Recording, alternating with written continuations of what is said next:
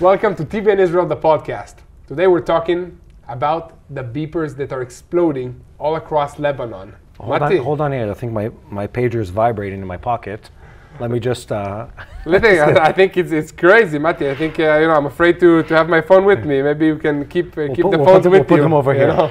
Listen, all jokes aside, one, it's been hard not to have a huge smile on our face the last couple of days. Listen, I'm not so sad about these terrorists exploding, to be honest. No, definitely I'm not either.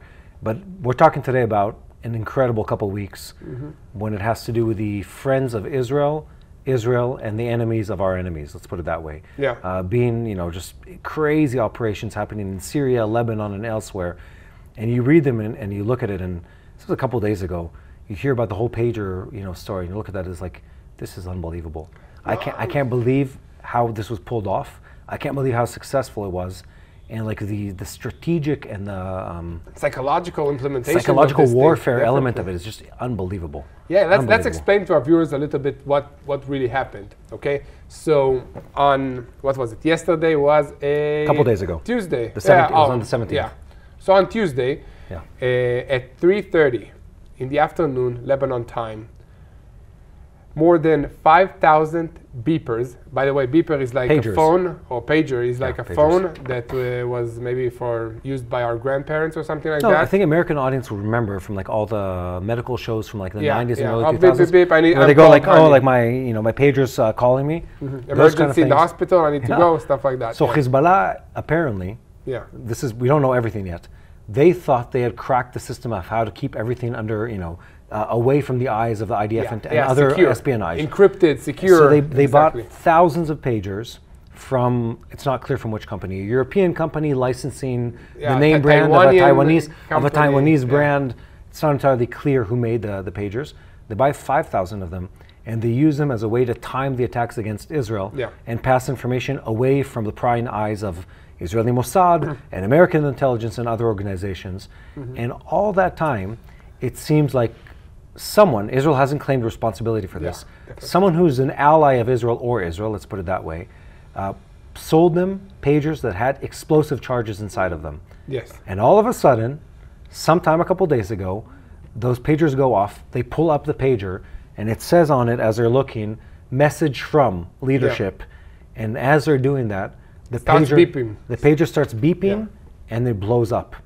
And there are hundreds and possibly thousands of Hezbollah terrorists and leadership, including people who are not part of Hezbollah and turned out to be part of the network of Hezbollah, who are now in the hospitals with missing limbs, eyes, body parts. Yeah, exactly. And not just Hezbollah, also members of the Islamic Revolutionary Guards, meaning Iran. Yeah. So Iran's members in Lebanon also got hurt by this attack, which we don't know who did it yet, because the IDF and the Israeli military are not claiming, but not denying any involvement in this situation. I'm sure no one's, even if the IDF didn't take full responsibility, no one's upset about this happening. No, definitely. For sure, nobody's upset, but all of the Israeli security establishment is now preparing for a response by Hezbollah, but it looks like this whole organization and the entire country is still shocked by the magnitude of what happened. Yeah. The hospitals are packed with wounded people because of this attack.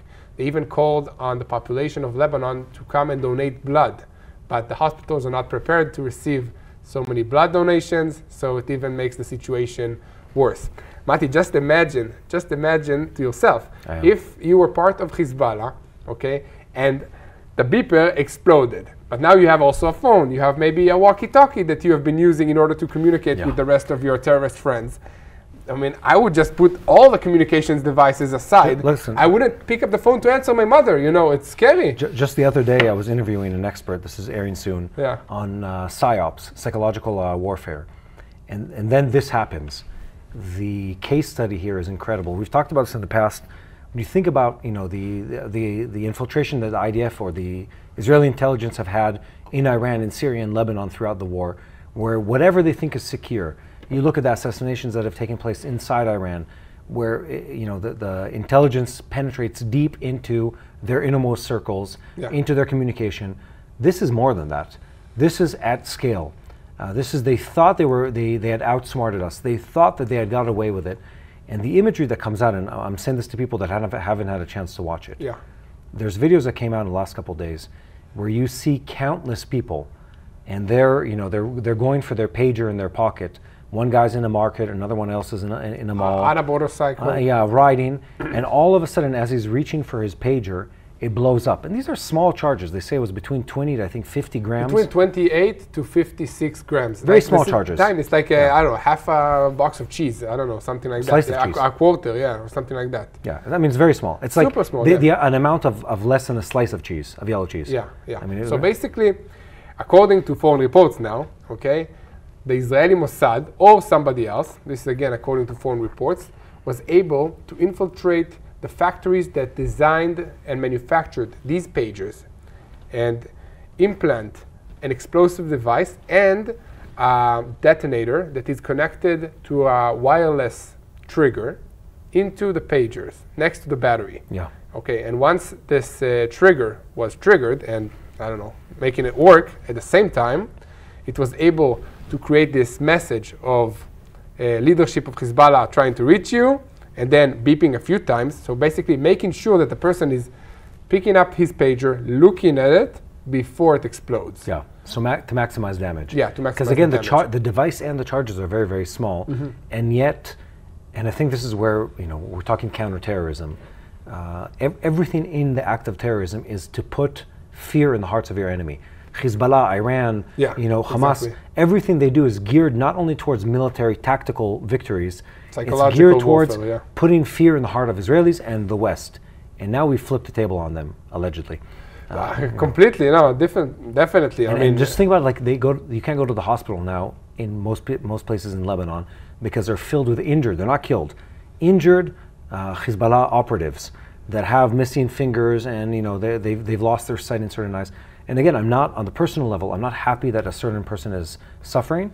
I am happy that a Hezbollah warrior or fighter or terrorist isn't able to harm the people of Israel. Oh, definitely. These are like the heroes and like the macho man of this organization. And now I would say that everybody that Hezbollah trusted enough with giving them the pager, meaning that this guy is trustworthy of receiving messages and implementing tasks, is now disabled or cannot fight, at least for the near future. Yeah. And in the future, I doubt that he will have the same role and the same career advancement. Just to be clear, though, this isn't the first time these kind of things have happened. But not to this scale. No, this is a James Bond level. No, not in the thousands. Like Batman, scale movie. Back in the day, what is this, 7 to 10 years ago, there was a series of sabotage operations where it wasn't just Israel, it was Israel and other Western allies were selling the Iranians through like fake companies in Europe mostly, selling them faulty parts for their nuclear program. Yes. You remember that season? Yeah, I remember and every once in a while, slow down the process. They'd sell them, because again, this isn't something that's made in scale. So when you want a piece, a turbine piece, a centrifuge piece, the software to operate it, there's only a handful of companies in the world that are able to make this. And the Mossad at the time, with the CIA and several other organizations, including many other intelligence organizations, had set up front companies that made fake products for the nuclear program and were selling them. It's not faulty where it's like the brakes in your car go off. It works until someone sends the command or it hits a certain speed or frequency where it just explodes or breaks, causing damage. Yeah. So the same has possibly happened here. And just to think back on how do you get to the point where up to 5,000 people are carrying a piece of electronics that's connected to a network that has explosives, and so the intelligence organization behind this was able to craft an operation where the enemy is distributing to its own fighters a bomb and saying, in my network of let's say 50,000 people, who are the top 5,000 that I want to make sure I can get to in a time of need? Encrypted. And encrypted, not through the phone systems or through the radios. So they're self-selecting the most important ones and the most vulnerable ones. They're thinking they're doing it for their safety and keeping their communication secretive. We're doing the opposite. We're using them, or someone is using them, to give them the bomb, and then they were able to sell them faulty pieces without anyone being suspicious along the way, and then have them distribute them in the network, use them in the network, and then at the time of need, blow them off. It's crazy, yeah. And I think what's also cool about the situation is many people are asking, why are they using pagers? I mean, who uses pagers? And I think that in the army, you use old technology because sometimes old technology is harder to surveillance. Let's say it's harder to crack. Yeah, let's say encrypted radios that some of them have been used in Vietnam are still being used in the Israeli army and in other militaries in this region because it's harder to crack. And these pagers are operating under the radio networks, not the normal cellular networks, which makes them harder to crack for one. Well, but we did it. But also, it makes them have better reception at distant areas. They don't need the antennas because they are they can rely on the older network exactly, protocols. Like radios, like radios and well, other because every transition from this is a different show from 3G to 4G to 5G. Every time you go up in like the classification of Gs, I'm joking. That's not what it's called.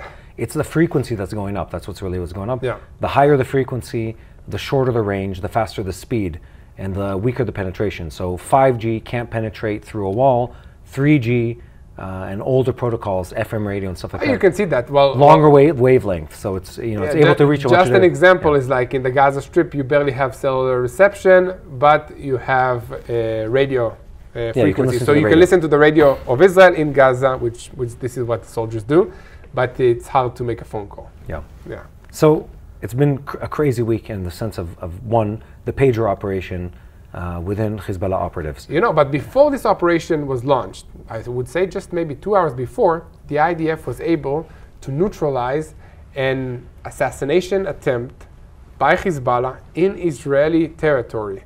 I mean, Hezbollah sent operatives and bombs, a Klimagor bomb, which is like, a weapon that is used against tanks or against infantry.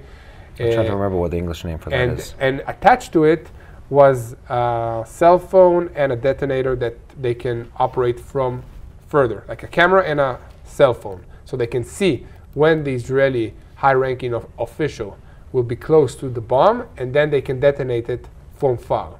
Okay, but Israel was able to uncover this attempt to assassinate an official, and a few hours later, all this unveiled. So it looks like Hezbollah is still wanting to look for revenge for the assassination of their chief of staff, Mr. Faoud Shukar, our dear fellow. Your dear fellow with the name that we always forget. So I'm looking for what the name is in English. It's called a directional mine. But you raise a very important point. Okay. Because it fires it has a different name from like the Vietnam era, but I forget what it is. Anyway, the point is not the technology. It's the fact that people now might mistakenly think that only Israel is using these, what people might call dirty tactics, or Israel and its allies are the only ones using these dirty tactics to assassinate people or to hurt, civilians, and it's not civilians, operatives in different places. That's far from the truth. Everybody's doing Hezbollah, no, not everyone's doing it. We're doing it successfully. That's everybody's trying to do it. Everyone's trying. Hamas is trying. Iran is trying. Hezbollah is trying, and every one of their allies are trying to, and this is from day one of the war and before that, and it hasn't stopped this day. They're trying to kill Jews around the world. They're trying to hit Jewish targets around the world, not just Israeli. No. Synagogues, JCCs, Jewish community centers, diplomatic facilities, houses of diplomats. No, but it's not even things that are unconnected to the state of Israel. Just Jewish communities in a different country, synagogues in Germany, synagogues in Scandinavian countries, things that don't have any direct link to the country of Israel. They've been trying to hurt them. They've been trying to assassinate military officials and security officials within the state of Israel repeatedly throughout the war. The only difference is one, we have clearly divine protection in some of these cases. For sure, yeah. And they've fallen short on the attempts multiple times. It's not that they haven't tried, they just haven't been successful, and I hope it stays that way. So that we need to even out the playing field. It's not to say that they haven't been trying to assassinate people. They have been trying nonstop. They've failed so far, and thank God for that. We've been successful, and our allies have been successful in doing it in a way that this week you look back and you say that whatever they're thinking has changed in the last 10 days. No, for sure. Also, now that you look at the population of Lebanon, I think that the recruitment numbers will drop significantly. I mean, who would want to go to this organization? We joke about this every week, where Hassan Nasrallah comes out of the bunker, and every time he looks around, he doesn't see, first it's the second in command, he's gone, third in command's gone, fourth in command's gone. Yeah. He looks down all the way to the intern they hired 3 weeks ago. He says, Ahmed, I think you're up. I think you're the next chief of staff. No, I'd rather not. But jokes aside, it's this incredible situation where we've been able to knock out a lot of their leadership and demoralize them in a substantial way. And I think that's important. No, I think this is the key here, because what these terrorist organizations are doing is trying to create fear, penetrate our minds, and divide us. Yeah. And if we are able to show this success in achieving these, unbelievable militarily and intelligence operations, then they are beginning to be afraid. Yeah. And we are, feeling united and more secure in our ability. Look at the last year. Okay, Iran launched more than 300 ballistic missiles, cruise missiles, and drones at Israel. We were able, together with our allies and our Iron Dome and other anti-rocket capabilities, to intercept 99% of these rockets. Yes. Okay, so they're thinking kinetic war, is not working against Israel because they have their anti-rocket defense system. Okay, so let's do terrorist attacks. Okay, terrorist attacks, it's not too successful because the IDF is cracking down on Judea and Samaria and other Palestinian organizations in Israel. Okay, let's now try to do these direct assassinations because they've been successful in killing our people directly. So let's try to neutralize their leaders, and they're not successful in that. Yeah, they fail. So it's very, very demoralizing. For them, for the organization. And I think that's really the point here, is asymmetrical warfare, which is what we're fighting right now against Hezbollah and against Hamas and against the Iranians. It's not full-on army to army. We were just talking about this earlier today. It's guerrilla warfare versus a country that's protecting its population and an organized military. And much of the outcome of that war, there is no real winning or losing in the traditional sense of the... Also for them and also for us. For both of us. We know we will not destroy every last terrorist because it's an ideology. Well, there's no army on the other side. It's also it's an ideology. What does that mean, beat Hezbollah? There is no Hezbollah army. There are Hezbollah combatants, and many of them live within communities, and they go home and then they come out to fight the next day. And it's an ideology. It's an Islamic ideology that was, rooted into the Hezbollah Shiite population. Same with Hamas. And then they cannot. They do not believe that they will destroy us completely. Iran might, because it's a country. Yeah. But these organizations don't believe that they will destroy us completely. They need to deter us, sow fear, and then kill as many people as they can along the way. But then, to that point, morale becomes a big issue. Morale and resilience. And that's where things are getting interesting. We're now pushing on a year into this war. Wow. And they were hoping, and when I say they're hoping, they've been public about this. Iran, Hezbollah, Hamas, they have stated in hope that they will break the spirit of the Jewish people in Israel.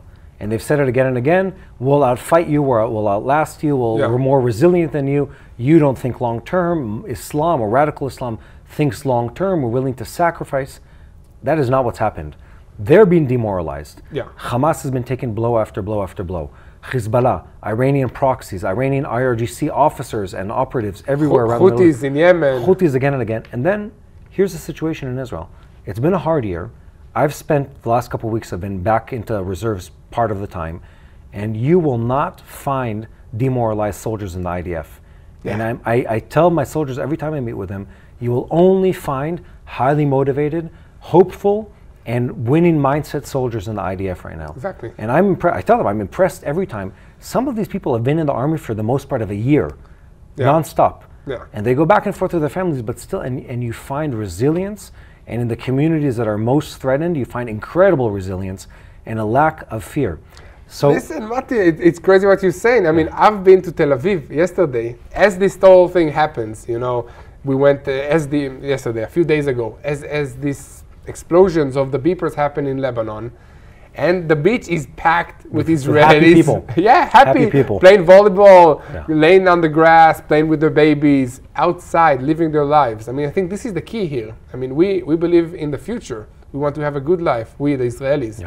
We want to evolve, to go past this situation. Yes, and I think that's it's a side note, but it's an important note, is that if there ever was a thought that the people of Israel will break and that the psychological element will wear us away and pull the resilience down of the people, that hasn't happened, and there isn't even a trend in that direction. And then we can reshift back to this question of the special operations that are happening to understand that in the war, over psychology and mindset and national resilience, we're doing well. Yeah, and I'm proud of that. Yeah, yeah, and we're learning more. The IDF is learning more. It looks like the intelligence branch of Israel is like a million steps ahead of what we were on October 7th. Yes, definitely. Like, whatever, mistake and people were sleeping and didn't see all the signs, we're not there anymore. It's like everybody's on top, on its game, and we're doing above and beyond what we were thinking that we were able to do before October 7th. And these are the kind of attacks that you have to have because, and we've talked about this in past podcasts, victory has to be decisive. Even though there's no clear military victory because there's no army that's going to wave a white flag. That doesn't happen when you're fighting against guerrilla organizations for the most part.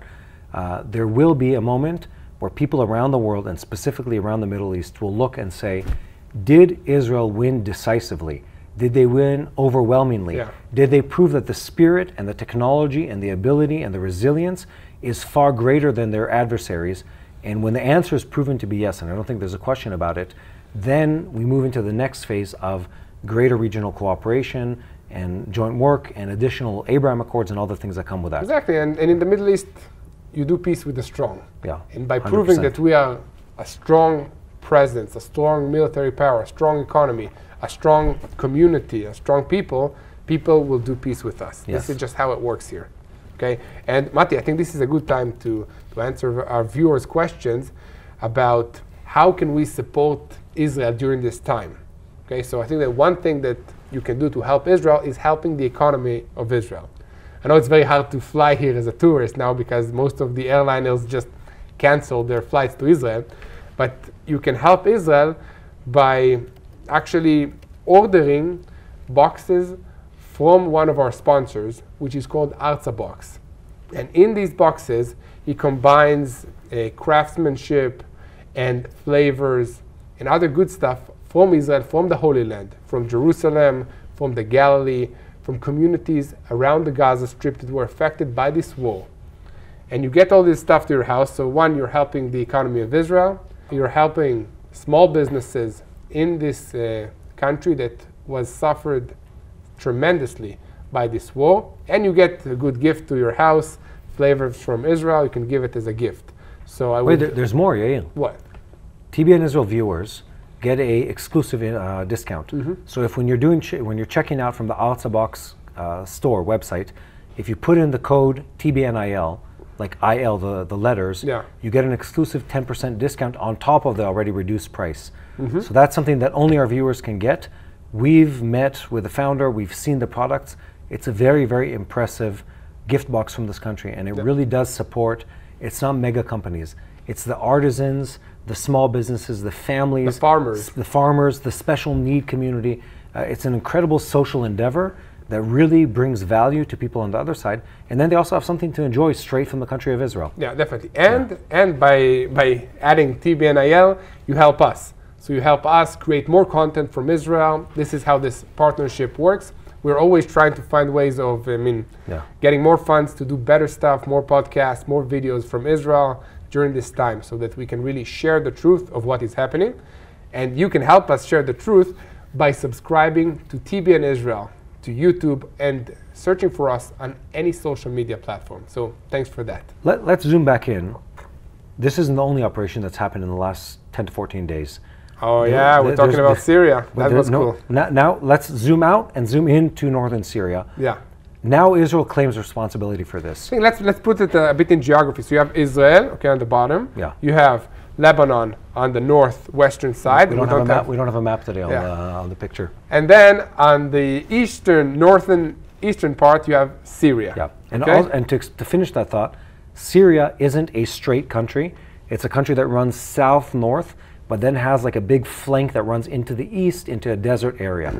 And that area is tangent to or connected to the traffic coming in from what used to be Iraq, which is now a transport route for the Iranians, bringing weapons, trade, experts. Yes. All that to say that recently, let's say give or take a week ago, there was an incredible operation, worthy of a movie of its own. For sure. Well, like 50 years they'll do a movie about it. I hope it's less than that. Yeah. Where Israeli special forces land in a facility operated by the Iranian Revolutionary Guard Corps, the IRGC, and they not only detonate the place, but they also extract Iranian scientists, according to what we know, and bring them to an unknown destination.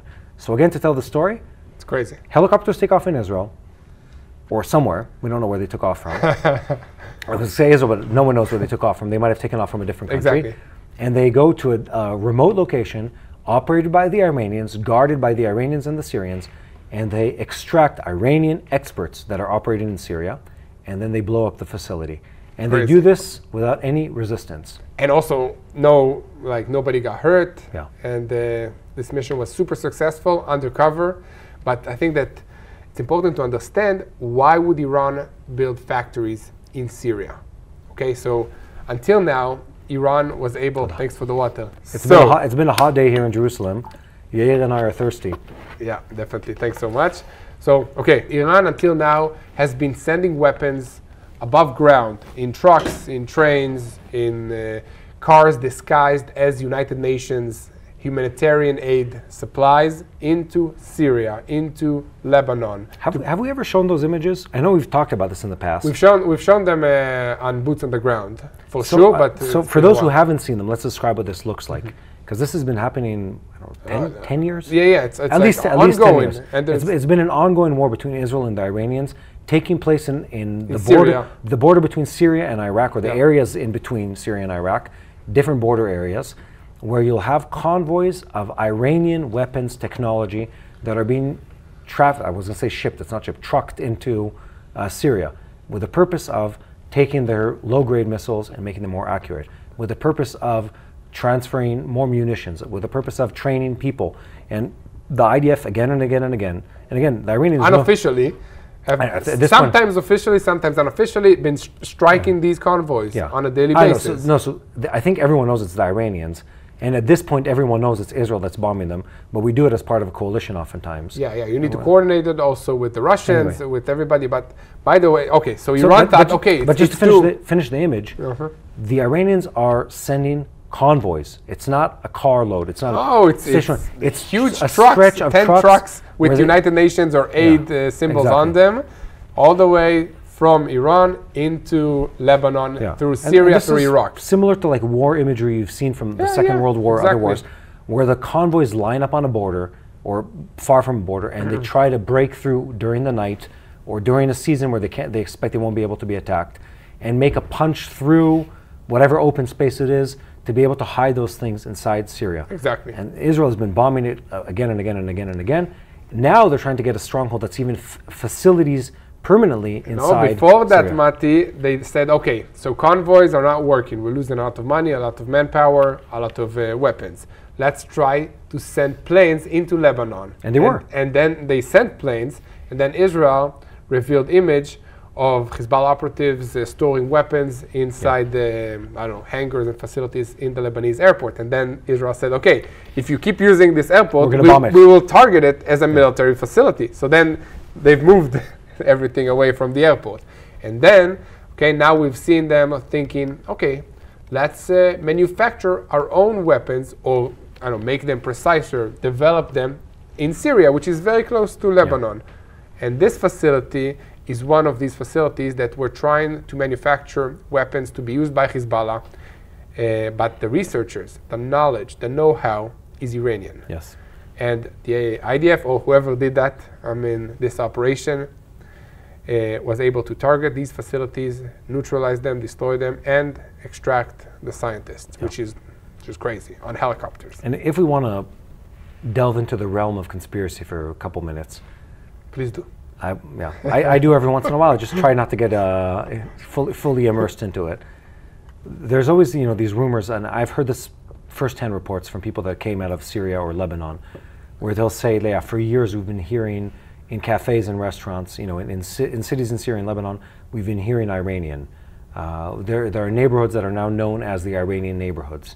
There were statements on the October 7th attacks that much of the combatants that came into Israel, the high-level Hamas terrorists, were trained by the Iranians, and as a fact, it's known that some of them did.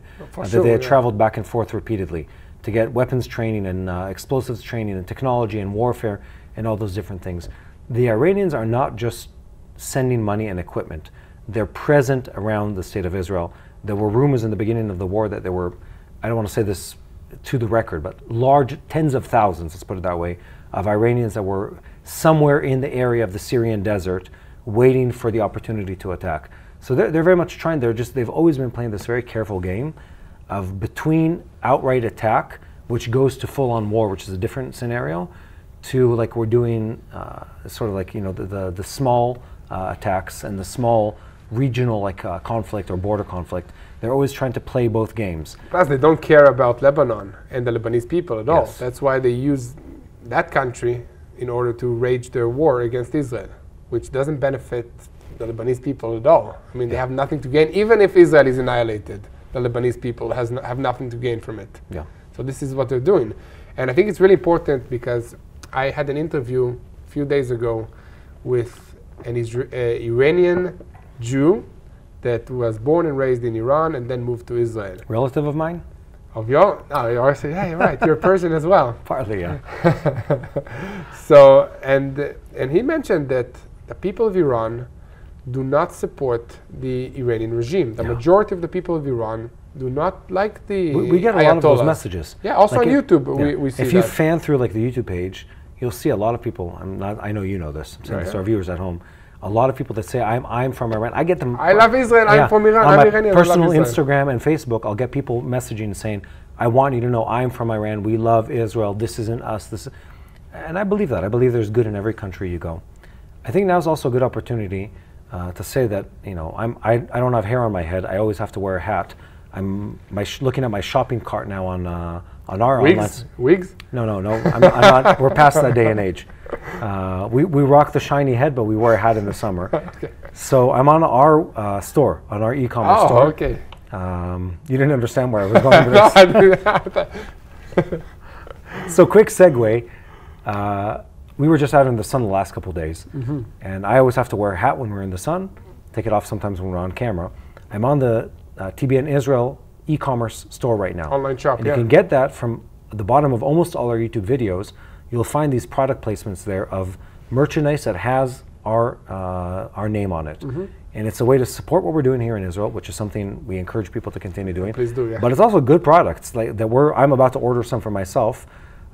We have hats and we have logos and we have water bottles and we have sweatshirts for those who live in cooler countries and T-shirts for those, and there's a lot more coming.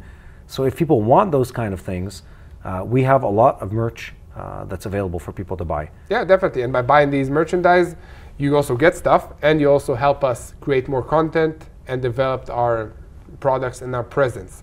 We want to be really the #1 information provider from Israel. Yes. Because we believe that we're sharing the truth because we're here on the ground of what is happening. We've built a significant news team that is researching every event from multiple angles, if it's from foreign reports, if it's from official statements from the IDF, official Israeli politicians. We speak Hebrew, we speak, we have Arabic speakers, we have French speakers, and we collaborate everything and bring you an updated report on the situation. And I think the key thing to everything that we're doing here is sharing the truth so that people, you back at home, will know how to pray for the situation. Okay, this is a spiritual war. Again, Israel does not have oil. We do not have natural resources, gold hidden under the ground here. This is a desert before the people of Israel came here and with God's help were able to make it bloom. Okay, so this is a spiritual battle and we need your help in prayer. Pray for the peace of Jerusalem. And really, if you don't have this, connection to Israel, just open your Bible and read what's it all about. It's about this place behind me and about the promises and the miracles that God did for the people of Israel and is doing every day now. It's the only reason that we're here, not because of our army. By the way, Mati, regardless of all these technologies of exploding beepers, I think that the secret of Israel is the people and 100%. The fact that God is with us and He is protecting us. You know, this is what it's all about. Yeah, it's human resilience and a strong sense of calling and direction as a people. I think that's what we feel. As we're wrapping up this show, I want to sort of reiterate some of the things we said. It's been an incredibly encouraging week. It's encouraging because we've dealt a blow to our enemies, or someone has. We're not sure exactly who took responsibility for it. Well, listen, if other people want to join in and help us, I'll take it. Israel or its allies. And it's been a week of victory against the enemies. And I'm not happy that they're personally hurt, but I am hurt. I am happy that our enemies are weakened. Definitely. And I think that's part of God's plan for this land. And we're seeing, as you said, an incredible rise in the quality of intelligence and operations coming out of Israeli defense and intelligence organizations everywhere around the Middle East, both in plain protective games, protecting the Jewish communities and Israeli state-related assets throughout the world, but also in pinpoint attacks against Hamas heads in Iran, against Hezbollah operatives in Lebanon and in Syria, against countless other individuals who needed to be removed to safeguard the safety of the country of Israel. And it's been hugely encouraging, and I can just wait to see where this is going to go. Definitely, I think that the entire world is better off without all these evil people. And I can name a bunch more on the list. I mean, for them to start being afraid, right? I'm sure there is a list. Definitely, most wanted, and then they're scratching out. So Yahya Sinwar, I would say, is now top of the list, the leader of Hamas in the Gaza Strip. I think the only reason he's still alive is that he's smart and he's only communicating through maybe letters and using children in order to transfer his signals to the outside world from wherever he's hiding, somewhere amongst civilian population, surrounded by Israeli hostages in the Gaza Strip. Yeah. So again, we're not happy for the loss of life, but in this time of war, we need fear to be put in the hearts of our enemies. And they need to know that the long arm of Israel and its allies can reach them wherever they are, and it has. And it's been done in a exemplary way. Very elegant. That made headlines around the world, which sometimes when you're trying to put fear in people's hearts and minds and actions, that's the way to go about it. And for me, and we always try to end on a positive note, this is a place I find hope.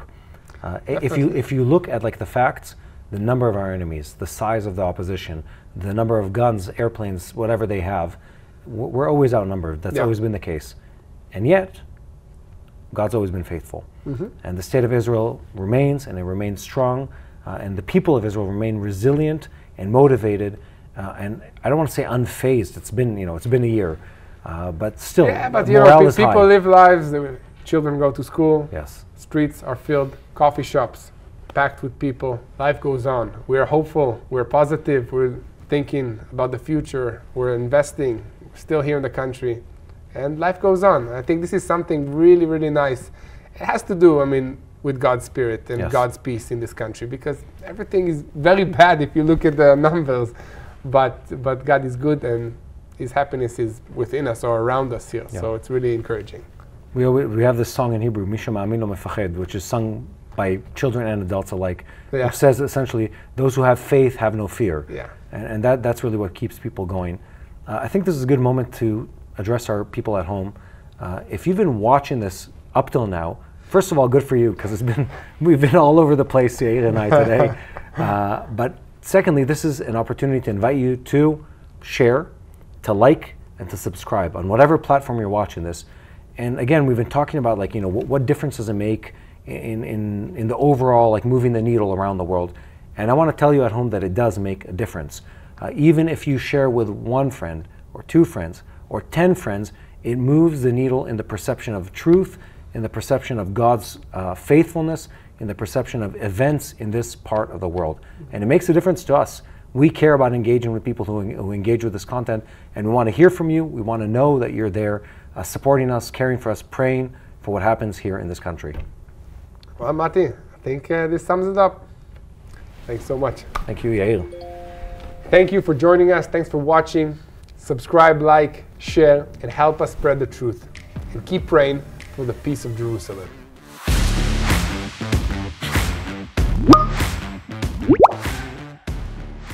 Hello, this is Mati here in Jerusalem with TBN Israel. This is Yair Pinto from TBN Israel here in Jerusalem. TBN Israel is keeping viewers informed with Israel-focused news, culture, and what God is doing in this land. Support TBN Israel today online at tbn.org/give.